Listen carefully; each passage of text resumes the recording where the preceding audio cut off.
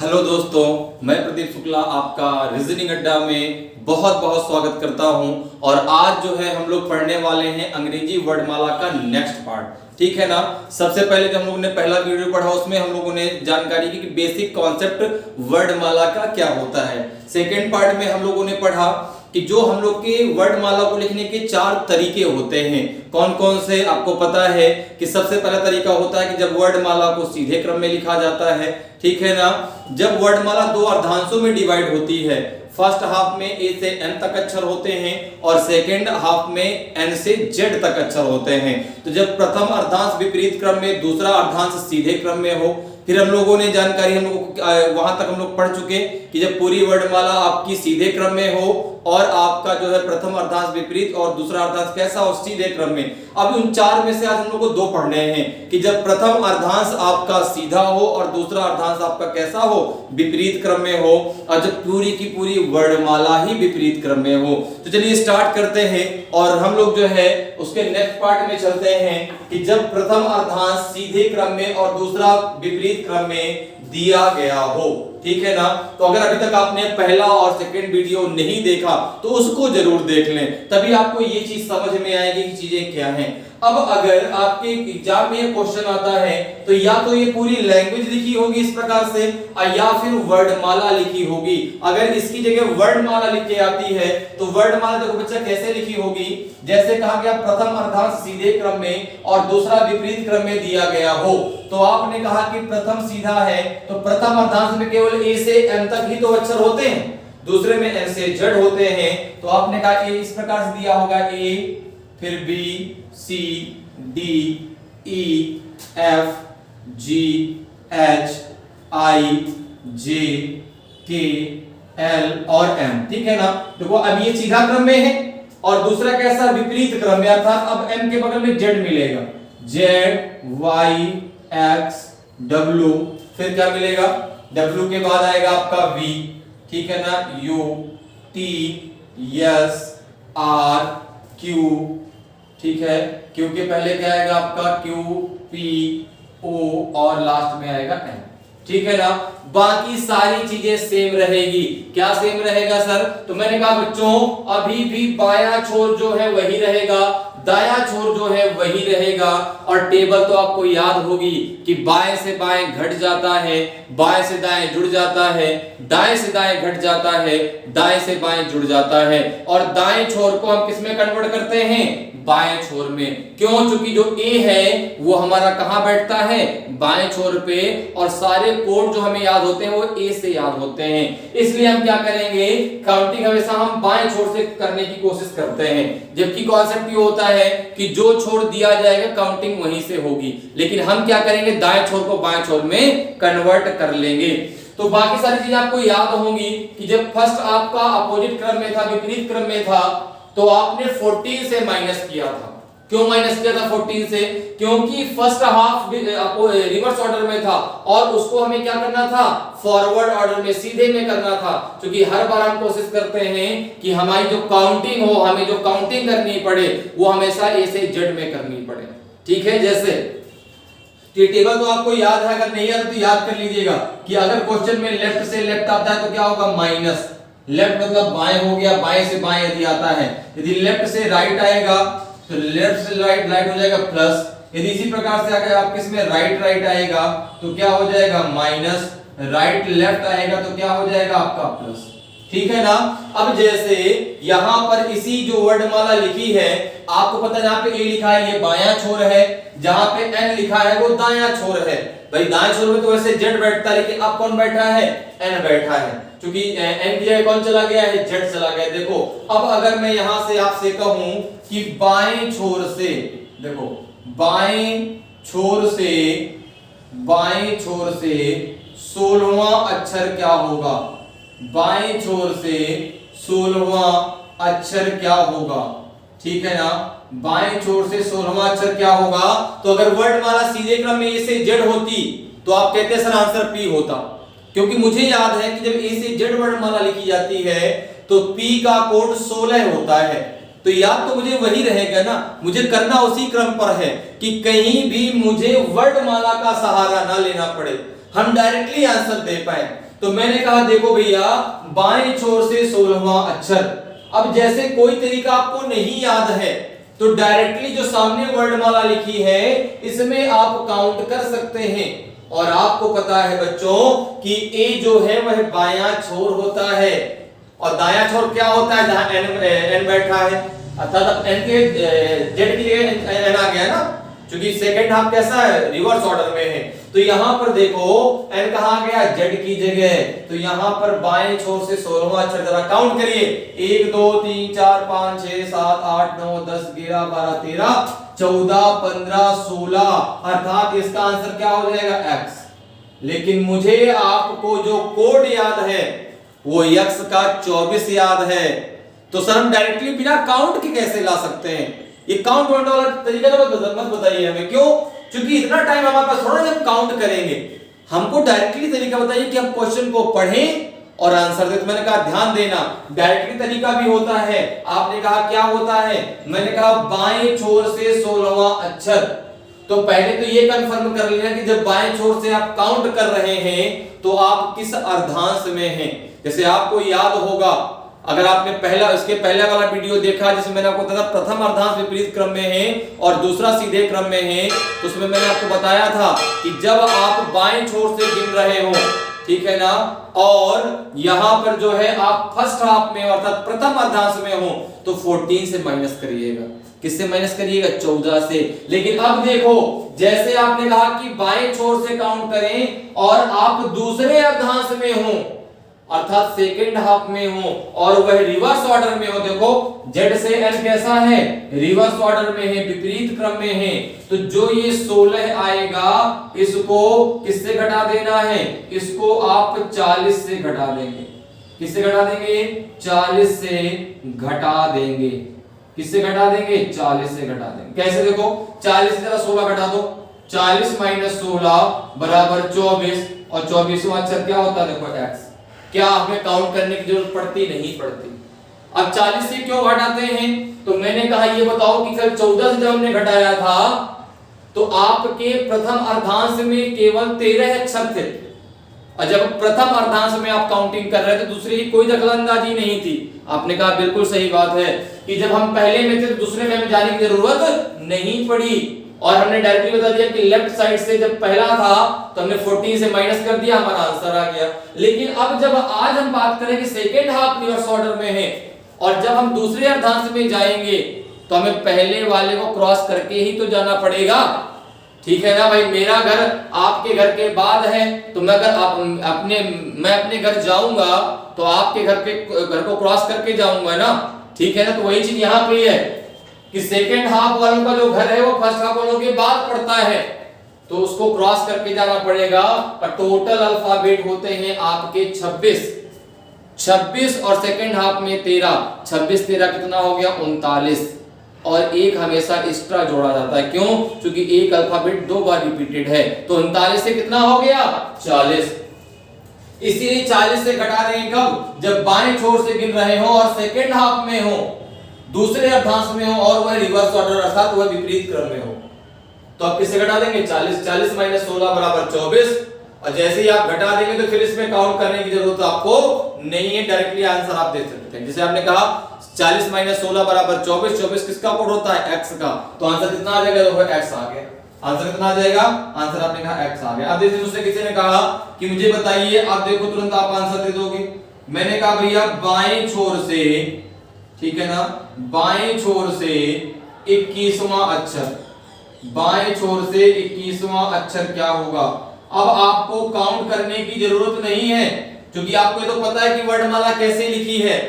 जैसे आपको ये पता चल गया तुरंत आपने कहा कि सर ये सेकंड हाफ से मिलेगा 21वां अक्षर, 40 - 21 बराबर 19 और 19 होता है सर एस का कोड। तो आंसर क्या हो जाएगा, एस, ठीक है ना। इतनी बात क्लियर है। तो जब आपका सेकंड हाफ रिवर्स ऑर्डर में हो और फर्स्ट हाफ आपका फॉरवर्ड ऑर्डर में हो अर्थात सीधे क्रम में हो, ठीक है ना, और आप बाएं छोर से गिन रहे हो और आप दूसरे अर्धांश में हो तो उसको 40 से घटा देना है, 40 से माइनस कर देना है और आपका आंसर आ जाएगा, ठीक है। चलिए अब जरा क्वेश्चन पे आते हैं। तो क्वेश्चन तो सारे वही बनते जो हम लोग पहले कर चुके हैं, लेकिन मैंने कहा था ना आपसे क्वेश्चन सारे वही बनेंगे, बस वर्णमाला को लिखने का तरीका बदल जाता है। ठीक है ना, जैसे अब आपने कहा कि अगर सीधे क्रम में होता तो बाएं तरफ 16वां अक्षर पी होता, लेकिन अब यहाँ क्या आ रहा है x। ठीक है ना, वैसे अगर सीधे क्रम में होता तो बाएं तरफ से 30वां अक्षर क्या होता u, लेकिन यहाँ आंसर क्या आ रहा है s। ठीक है, बात क्लियर है। तो चलिए आगे बढ़ते हैं। अब जरा कुछ क्वेश्चन कर लेते हैं कि कैसे आप सेकंडों में क्वेश्चनों को धुआं कर देंगे, कैसे आप पढ़ते ही क्वेश्चन का आंसर दे देंगे। ठीक है ना, क्वेश्चन को कैसे पढ़ना है ये तो आपको पता है, इसको जरा रफ कर देते हैं। इसकी जरूरत अब हमें नहीं है क्योंकि हमें तरीका पता चल गया। ठीक है ना, हमें तरीका पता चल गया, अब हमें इसकी जरूरत, वर्णमाला की जरूरत नहीं है हमें।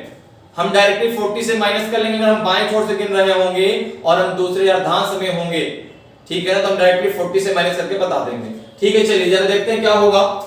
तो जैसे मैंने क्वेश्चन आपसे कहा, पहला क्वेश्चन कि बाएं छोर से आपके 20वें अक्षर के बाएं दूसरा अक्षर क्या होगा। ठीक है ना, तो आपने कहा कि सर बाएं से बाएं क्या हो जाता है, तो आपने कहा माइनस हो जाता है। भाई बाएं से बाएं देखो, लेफ्ट से लेफ्ट क्या होगा माइनस, तो आपने कहा माइनस हो जाता है। तो 20 में से 2 गए, लेफ्ट से 18 बचेगा, बाएं छोर से 18वां। क्योंकि देखो क्वेश्चन कैसे पढ़ेंगे कि बाएं छोर से 20वें अक्षर के बाएं दूसरा अक्षर क्या होगा, तो शुरुआत वाला हमेशा छोर होता है। आपने कहा बिल्कुल, तो मैंने कहा 18 आएगा। अब बताओ 18 पहले अर्धांश से मिलेगा कि दूसरे से, आपने कहा दूसरे से, तो मैंने कहा किससे माइनस करना पड़ेगा, याद करो। आपने कहा 40 माइनस 18, ये बचेगा 22, और 22वां अक्षर क्या होता है आपका बी, इसका आंसर हो जाएगा बी। ठीक है ना, अगले क्वेश्चन पे आ जाओ। अगला क्वेश्चन है आपका, मैंने पूछा आपसे कि बाएं छोर से 9वें अक्षर के दाएं दूसरा अक्षर क्या होगा। ठीक है ना, बाएं छोर से 9वें अक्षर के दाएं दूसरा अक्षर क्या होगा, तो आपने कहा कि लेफ्ट से राइट, देखो क्या होता है टेबल में, आपने कहा लेफ्ट से राइट, बाएं से दाएं जुड़ जाता है, अर्थात ये प्लस हो जाएगा और ये लेफ्ट का 11 बचेगा। ठीक है ना भाई, 9 2 कितना हो गया 11, बाएं से बाएं घट जाता है, बाएं से दाएं जुड़ जाता है, तो 9 2 11 हो गया, बाएं से 11वां अक्षर। तो आपने कहा कि इस 11वां अक्षर अभी प्रथम अर्धांश से मिलेगा, कहां से मिलेगा, फर्स्ट हाफ से मिलेगा। डायरेक्टली आंसर आपका एम हो जाएगा, सॉरी एम हो जाएगा, एम नहीं हो जाएगा, के हो जाएगा। एम तो 13 होता है, के हो जाएगा। क्यों के हो जाएगा, क्योंकि बाएं छोर से गिन रहे हैं, प्रथम अर्धांश में है, और प्रथम तो सीधा है ना। अच्छा प्रथम सीधा है तो 11 किसका कोड होता है, के का। ठीक है ना, 40 से हम तभी घटाएंगे जब हम सेकेंड हाफ में होंगे, और सेकेंड हाफ की संख्या स्टार्ट होती है 14 से। 14 15 16 17 सब सेकेंड हाफ में आते हैं। बात क्लियर है, ठीक है ना, तो इसका आंसर हो जाएगा आपका डायरेक्टली के हो जाएगा। अब देखिए आप क्वेश्चन को जैसे ही पढ़ेंगे तुरंत आंसर आप तुरंत दे देंगे, अब आपको टाइम नहीं लगेगा। क्यों, क्योंकि कॉन्सेप्ट आपको समझ में आ गया है। जैसे मैंने कहा कि बाएं छोर से 25वें अक्षर के बाएं 8वां अक्षर क्या होगा। ठीक है ना, इसको हमने लिखा इस प्रकार से, लेकिन जब ये आपके एग्जाम में आएगा तो पूरी लैंग्वेज इस प्रकार से लिखी होगी कि बाएं शुरुआत वाला हमेशा छोर होता है। ठीक है ना, तो हम जब इसको एल से लिखते हैं तो इसका मतलब क्या हो गया, एल का मतलब हो गया लेफ्ट, और लेफ्ट को हिंदी बोलते हैं बायां। ठीक है ना, तो क्या हो जाएगा, बाएं छोर से 25वें अक्षर के बाएं 8वां अक्षर। तो फिर बात वही आती है, बाएं से बाएं क्या हो जाता है माइनस, तो लेफ्ट लेफ्ट क्या हो जाएगा माइनस, ये लेफ्ट का 17 बचेगा। अब देखो जब बाएं से 17वां अक्षर, तो आपने कहा सर ये तो सेकंड हाफ से आएगा ना, ये दूसरे अर्धांश से आएगा, और वह तो विपरीत क्रम में है। तो मैंने कहा बिल्कुल सही बात है, 40 से घटा दो, 40 माइनस 17 बराबर क्या हो जाएगा आपका, आपने कहा 23, और 23 किसका कोड होता है, डब्ल्यू का, तो आंसर क्या हो जाएगा डब्ल्यू। ठीक है ना, तो बस कॉन्सेप्ट क्लियर करिए, और जैसे ही कॉन्सेप्ट क्लियर होगा आप हर क्वेश्चन को देखते ही उड़ा देंगे। ठीक है ना, बस आप देखेंगे और क्वेश्चन का आंसर आ जाएगा। ठीक है ना, क्योंकि बात तो वही है ना कि सपने वे नहीं होते जो सोने के बाद आते हैं, है ना, सपने वे नहीं होते जो सोने के बाद आते हैं, सपने तो वे होते हैं जो हमें सोने ही नहीं देते। तो वही चीज है कि जब हमारा कॉन्सेप्ट क्लियर है तो हम किसी को भी नहीं सोने देंगे, हम देखते ही जो इस क्वेश्चन को धमाकेदार एंट्री कर देंगे कि हाँ लो तुम आओ हमारे पास, ये लो आंसर, क्योंकि हमें पता है कि इसको कैसे करना है। हमें तुम इतना बता दो कि वर्णमाला लिखी कैसे है, हम तुरंत उसका आंसर दे देंगे। ठीक है ना, बात क्लियर है, समझ में बात आ रही है कि कैसे हम क्वेश्चनों को बहुत आसान तरीके से सॉल्व कर सकते हैं बिना पेन कॉपी के। बस हमको आप क्वेश्चन पढ़िए और ये आंसर लीजिए। ठीक है, चलिए आगे बढ़ते हैं। अब जरा आगे बात करते हैं। तो बात हो गई बाएं छोर से, कहां से बात हो गई? बाएं छोर से। अब जरा बात कर लेते हैं दाएं छोर से, क्योंकि आपको पता है कि दोनों छोर से क्वेश्चन आ सकता है। बाएं छोर से पूछा जा सकता है सर इसमें, और दाएं छोर से भी पूछा जा सकता है। मैंने कहा बिल्कुल बात सही है। तो जरा अब बात कर लेते हैं इसी क्वेश्चन में कि दाएं छोर से क्या होगा। जब दाएं छोर से पूछा जाएगा तो कैसे हम क्वेश्चन को सॉल्व कर पाएंगे। मैंने कहा बिल्कुल सही बात है आपकी। चलिए जरा बात कर लेते हैं दाएं छोर से। किससे बात कर लेते हैं कि दाएं छोर से कैसे चीजें आएंगी। तो मैंने कहा देखो बच्चा, अगर इसी में क्वेश्चन पूछ लिया जाए दाएं छोर से, जो क्वेश्चन पूछा गया आपसे कि दाएं छोर से 24वें अक्षर के दाएं छोर से 24वें अक्षर के दाएं दूसरा अक्षर क्या होगा। ठीक है ना, तो तुरंत आपने कहा कि सर मुझे टेबल याद है, दाएं से दाएं क्या होता है? माइनस। क्या होता है? माइनस होता है। आपने कहा 24 में से 2 गए, दाएं से बचेगा 22वां अक्षर। दाएं से दाएं माइनस हो गया, 24 में 2 गए, बचा 22। अब 22 हम कहां से काउंट करेंगे? आर, अर्थात राइट, अर्थात दाएं छोर से। तो दाएं छोर को हम किस में कन्वर्ट कर लें? बाएं में, क्योंकि मुझे पता है कि सर हर बार हम कहां से काउंटिंग करने की कोशिश करते हैं? जहां ए रखा है, और ए कहां रखा होता है? बाएं छोर पर। तो हमने कहा जरा इसको दाएं छोर को बाएं छोर में कन्वर्ट कर लो, और उसके लिए आपको याद होगा किससे घटाना है? 27 से। 27 माइनस 22, और जैसे ही आपने 27 से घटाया, ये राइट साइड किसमें बदल गया? लेफ्ट साइड में, और लेफ्ट से आ गया 5वां अक्षर, और लेफ्ट से 5वां अक्षर अर्थात बाएं छोर से 5वां अक्षर। और आपको पता है कि सर जो 5वां अक्षर है वो पहले अर्धांश में आएगा, और पहला अर्धांश तो सीधे क्रम में है ना, डायरेक्टली आंसर आपका ई आ जाएगा। डायरेक्टली आंसर क्या आ जाएगा? ई आ जाएगा। ठीक है ना, इसे हमें 40 से घटाने की जरूरत नहीं है। 40 से सब कब घटाते?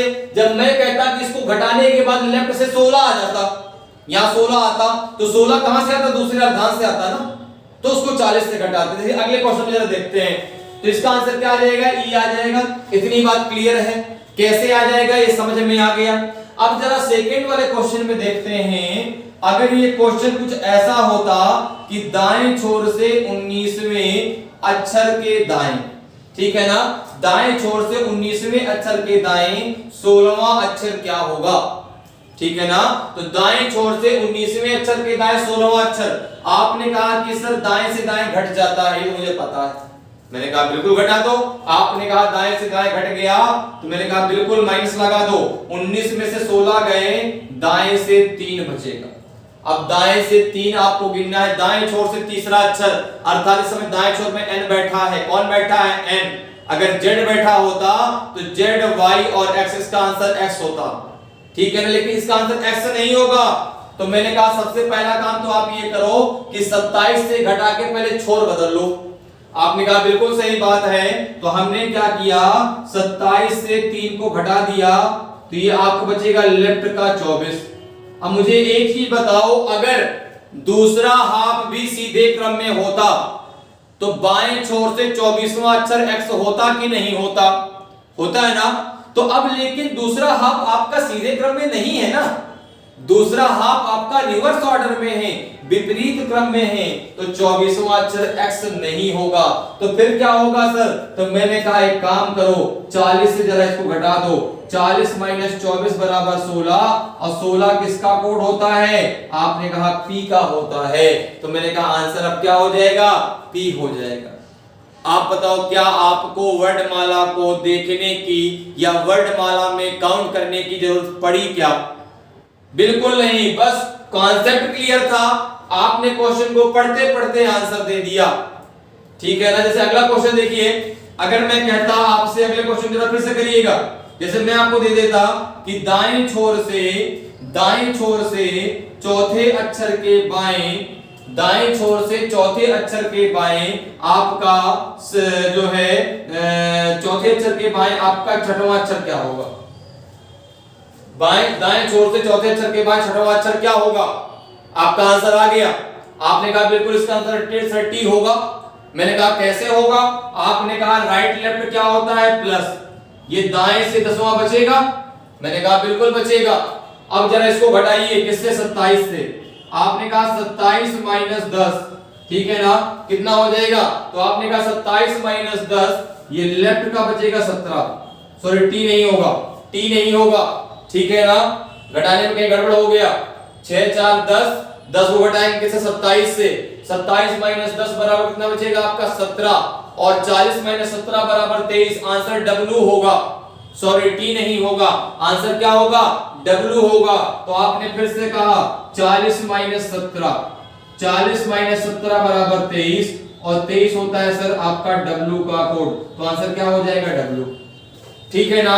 कैसे? क्योंकि सेकंड हाफ कैसा था? रिवर्स ऑर्डर में था ना।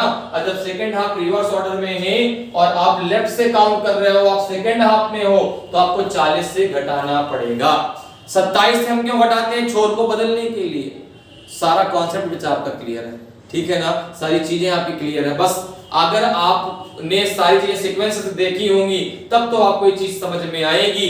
अगर डायरेक्टली आप इसको देख रहे हैं कि नहीं, ये आपने पीछे तो वीडियो नहीं देखे, तो हो सकता है कि चीजें आपको थोड़ा कम समझ में आए। समझ में फिर भी आएंगे, लेकिन हो सकता है कम समझ में आए, ठीक है ना। तो अगर आपने पहला दूसरा वीडियो नहीं देखा तो उसको जरूर देख लें, और अगर उनको आप देख लेंगे तो आज के बाद वर्णमाला कभी भी आपको नहीं भूलेगी, ठीक है। चलिए अगले टाइप में आते हैं। ये बात क्लियर है कि जब प्रथम अर्धांश सीधे क्रम में हो और दूसरा विपरीत क्रम में हो तो कैसे करना है, कर लेंगे क्वेश्चन को। तो चलिए अब आगे बढ़ते हैं। अब हम आगे की बात करते हैं, चौथे टाइप की बात करते हैं। और चौथा टाइप आपका है जब पूरी की पूरी वर्णमाला ही विपरीत क्रम में लिखी हो। देखिए जरा, अब जरा बात कर लेते हैं, जब पूरी वर्णमाला ही आपकी विपरीत क्रम में लिखी गई हो या दी गई हो, है ना, तो कैसे हम करेंगे? जरा बात करेंगे आज हम लोग जो है, जो लास्ट टाइप है आपका लिखने का, कि जब पूरी वर्णमाला ही विपरीत क्रम में दी गई हो, ठीक है ना। देखो, जब पूरी वर्णमाला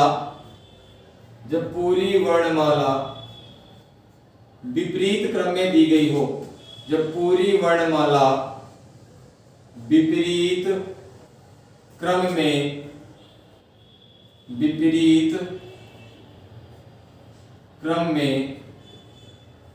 दी गई हो, ठीक है ना, दी गई, ठीक है।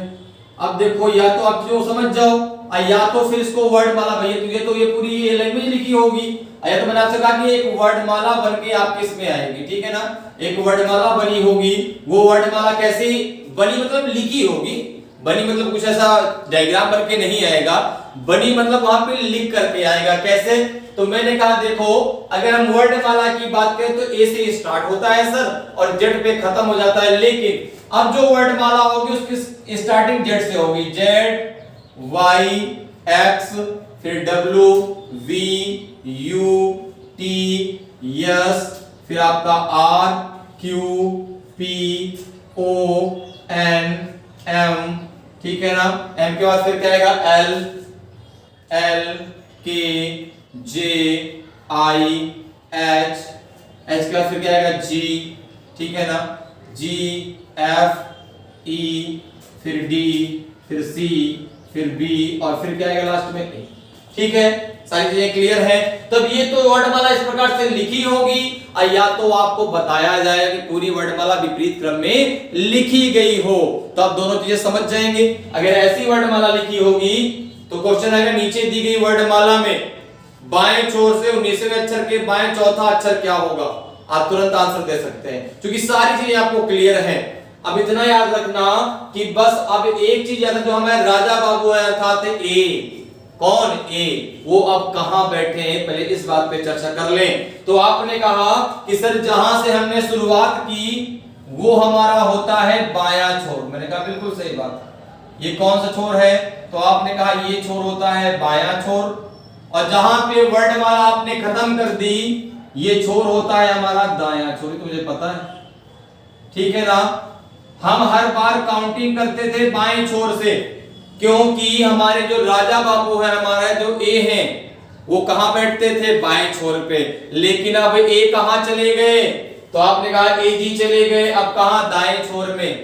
एजी कहां चले गए, दाएं छोर में। तो जहां भैया एजी वहीं ओजी, है ना, जहां एजी जाएंगे वहीं तो ओजी जाएंगे। तो जहां भैया ए है वहीं पर हमें जाना पड़ेगा, बाकी कोई भी चीज आपकी बदलेगी नहीं। जैसे टेबल तो आपको याद ही है, बाएं से बाएं क्या होता है, तो आपने कहा माइनस, बाएं से दाएं क्या होता है, तो आपने कहा प्लस, दाएं से दाएं क्या होता है, तो आपने कहा माइनस, दाएं से बाएं क्या होता है, तो आपने कहा प्लस होता है। तो मैंने कहा बाकी कुछ भी नहीं बदलेगा। तो अब जैसे एक क्वेश्चन कर दिया जाए आपसे, मैं इसमें इस वर्णमाला में हमने आपसे क्वेश्चन कर लिया, क्वेश्चन ये कर दिया कि बाएं छोर से, बाएं छोर से, बाएं छोर से 17वां अक्षर क्या होगा, बाएं छोर से 17वां अक्षर क्या होगा। तो आपने कहा कि सर ये क्यों तब होता जब यह ए से जेड लिखा होता। अब चूंकि यह ए से जेड तो नहीं लिखा, अब ये जेड से ए लिखा है, तो मैंने कहा ये काम बस कर लेना कि अभी तक हम दाएं को बाएं में कन्वर्ट करते थे, छोर में, दाएं छोर को किसमें, बाएं छोर में। क्यों, क्योंकि ए हमारा बाएं छोर में बैठता था। अब हम क्या करेंगे, अब हम बाएं छोर को किसमें कन्वर्ट कर लेंगे, दाएं में, क्योंकि मुझे पता है कि छोर को बदलने के लिए 27 से मुझे घटाना पड़ेगा। यदि नहीं घटाना चाहते तो आप यहां पे काउंट कर सकते हैं, 1 2 3 4 5 6 7 8 9 10 11 12 13 14 15 16 17। आंसर क्या आएगा, जे। आंसर क्या आ जाएगा, जे। और डायरेक्टली कैसे लाएंगे, तो मैंने कहा एक काम करना, 27 से घटा देना, 27 माइनस 17 बराबर 10। और जैसे ही आप 10 से घटाएं, 27 से घटाएंगे, ये बायां छोर किसमें कन्वर्ट हो जाएगा, दाएं छोर में। और दाएं छोर में अर्थात राइट से 10, और राइट से 10 तो राइट में कौन बैठा है, ए। 10वां अक्षर कौन होता है, जे। ठीक है ना, क्योंकि ए से जब आप गिनेंगे तो 10वें नंबर पे कौन आएगा, जे ही तो आएगा। ठीक है, तो बस एक छोटा सा चेंजमेंट करना है कि अब हम क्या करेंगे, बाएं छोर को किसमें कन्वर्ट कर लेंगे, दाएं छोर में। और घटाएंगे अभी हम 27 से। क्यों, क्योंकि छोर को बदलने के लिए 27 से ही घटाया जाता है। बात क्लियर है। चलिए, तो इतनी बातें क्लियर, तो जरा कुछ क्वेश्चन कर लेते हैं। क्वेश्चन सारे वही बनते हैं, मैंने आपसे पहले ही कहा क्वेश्चन वही बनते हैं, बस उसका आंसर अलग अलग हो जाता है। तो चलिए जरा बात करते हैं। देखिए, जैसे क्वेश्चन आपसे कहा गया, जैसे क्वेश्चन ने आपसे कहा, ये चीज समझ में आ गई, ठीक है ना, कि कौन सा छोर बायां होगा, कौन सा दायां होगा। इतनी बातें क्लियर हैं, इसको हम रफ कर लेते हैं, ताकि इसलिए रफ करें ताकि आपके दिमाग में चीजें चले कि वर्णमाला कैसे लिखी है और कैसे चीजें हमें करना है। ये आप अपने दिमाग में सोचने की कोशिश करें। मैं चाहता तो आपको वर्णमाला को गिना के बता देता है जैसे आंसर आएगा, मैं ये चाहता हूं कि अपने दिमाग में आप करें। तो जैसे यहाँ पे अगर हम बात करें, क्वेश्चन सारे वही बनते हैं, आपको पता है, ठीक है ना। वर्णमाला चाहे जैसे लिखी हो, तो जैसे मैंने आपसे कहा क्वेश्चन अगर ये दे दिया जाए इसी वर्णमाला में, क्वेश्चन आपका आ गया कि बाएं छोर से 16वें अक्षर के बाएं चौथा अक्षर क्या होगा।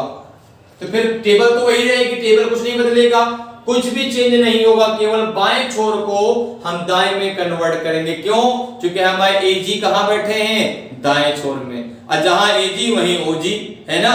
तो देखो बच्चा क्या होगा, बाएं से बाएं माइनस 16 में से 4 गए, लेफ्ट का 12। अब आपने कहा सर इसको किससे घटाना पड़ेगा, 27 से। 27 माइनस 12 बराबर 15, और 15 किसका कोड होता है, तो आपने कहा ओ का होता है। तो आंसर क्या आ जाएगा, ओ आ जाएगा, सिंपल सा है। तो आपने कहा, आप देखिए सर कोई भी क्वेश्चन मुझसे पूछिए, मैंने कहा देखो अगला क्वेश्चन का आंसर देना। आपने कहा बिल्कुल क्वेश्चन पूछिए, मैंने कहा बाएं छोर से 21वें अक्षर के बाएं, बाएं छोर से 21वें अक्षर के बाएं 8वां अक्षर क्या होगा, ठीक है ना। तो आपने कहा कि सर ये तो बहुत सिंपल है, इसका आंसर ही मेरा आ गया। मैंने कहा कैसे, आपने कहा 21 से 8 घटा दो, मैंने कहा 21 से 8 घटा दो, लेफ्ट का 13 बचेगा, ठीक है ना।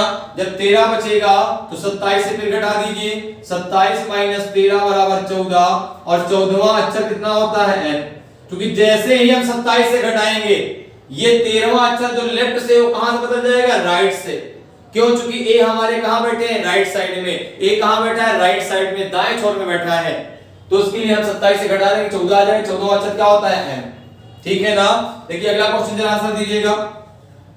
अगर मैं क्वेश्चन आपसे पूछूं कि दाएं छोर से बाएं छोर से छठवें अक्षर के दाएं, ठीक है ना, बाएं छोर से छठवें अक्षर के दाएं 12वां अक्षर क्या होगा? तो आप कहेंगे सर ये तो बहुत सिंपल है। मैंने कहा कैसे? लेफ्ट राइट होता है प्लस 12 6 हो जाएगा 18, अर्थात बाएं छोर से 18वां। अब मुझे पता है कि पूरी वर्णमाला विपरीत क्रम में है, ए हमारा बैठा होगा दाएं छोर में, इसके लिए मुझे पता है सर किससे घटाना पड़ेगा? 27 से। 27 माइनस 18, जैसे मैंने 27 से घटाया ये राइट साइड से 9वां अक्षर आ गया, और राइट साइड से 9वां अक्षर क्या होगा? आई। क्यों? क्योंकि ए कहां बैठा है? राइट साइड में। तो इस प्रकार से बहुत आसानी से आप क्वेश्चंस को सॉल्व कर सकते हैं, बस कॉन्सेप्ट क्लियर होना चाहिए। अगर कॉन्सेप्ट क्लियर होगा तो आप हर क्वेश्चन को धुआं धुआं कर देंगे, देखते ही आप आंसर देंगे, ठीक है ना। जैसे अब अगर इसी में बात हम कर ले राइट साइड से, इसी में हम बात कर ले दाएं छोर से, तो हम कैसे आंसर देंगे? तब तो और भी आसान होगा, क्योंकि अब आपको 27 से भी घटाने की जरूरत नहीं पड़ेगी, ठीक है ना। जैसे मैंने कहा इसमें क्वेश्चन मैंने आपको दे दिया कि दाएं छोर से आपका 19वें अक्षर के दाएं छोर से 19वें अक्षर के दाएं चौथा अक्षर क्या होगा? तो आपने कहा इसका आंसर तुरंत आ जाएगा। मैंने कहा कैसे? आपने कहा दाएं से दाएं क्या होता है? माइनस 19 में से 4 गए, दाएं छोर से क्या हो जाएगा? 15वां अक्षर। और आपको पता है कि इस समय वर्णमाला विपरीत क्रम में है, ए कहां बैठा है? दाएं छोर में, और दाएं छोर से जब 15वां गिनेंगे तो डायरेक्टली आंसर मेरा ओ आ जाएगा। क्या आ जाएगा?